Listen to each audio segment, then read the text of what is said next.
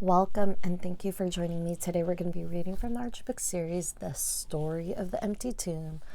And that is the time that Jesus resurrected. Here he is. He appears to this woman, and to the woman does he appear to first. You'll see angels in the background here inside the tomb.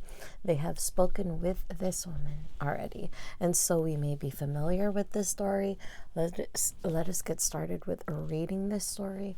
And this is the time after the crucifixion, the time after Holy Saturday, and this is going to be Easter Sunday, the very first one, and Jesus has resurrected. So he has finally conquered death and sin once and for all. So let's get started.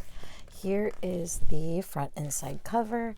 I have here as well the empty tomb, and what a beautiful morning it was. John 20 is what we're reading today. Our children's version is going to be written by Brian Davis, illustrations by Len Ebert. So we're going to get started. Here is the first page.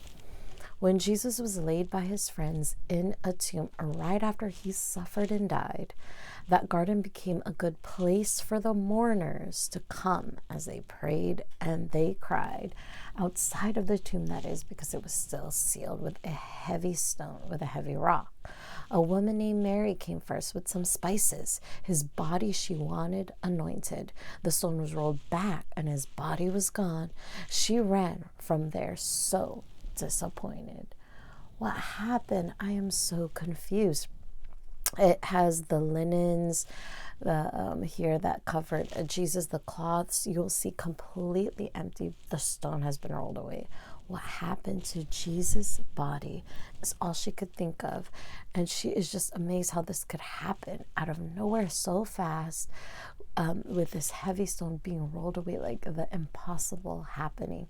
And now worry is coming over her. What has happened to the body of Jesus? She hurried to Peter and John, crying out, "They've taken the Lord from the tomb." So Peter and John did not wait for a moment. They dashed right on out of the room here. That was their place, their meeting place, or probably like hiding place, their place of refuge. They all could stick together and fellowship. They ran towards the tomb. Together they ran, but then John went ahead and stooped at the entrance and saw the wrapping of linen that held Jesus' body. John stood there, his mind filled with awe. When Peter got there, he just walked right on in. John followed, and then he could see the face cloth that Jesus had worn on his head, all folded. But how could this be? So they are again scanning the room. They're looking at the cloths here, saying, yep, these are the cloths, but where is Jesus? Mary was right. The stone, the heavy stone, has been rolled away. And what could this mean? Something unprecedented, of course, something just awe, just fill them with awe. Like, what is happening? That's all they can think of. And the face cloth that was around his head, everything was there. And so they're saying, could this be something that God is wanting? Well, God had allowed it. This has happened. And so they're trying to figure out what is happening. Could this be a good thing? Could this be a bad thing? And they are starting to think together, what can this be?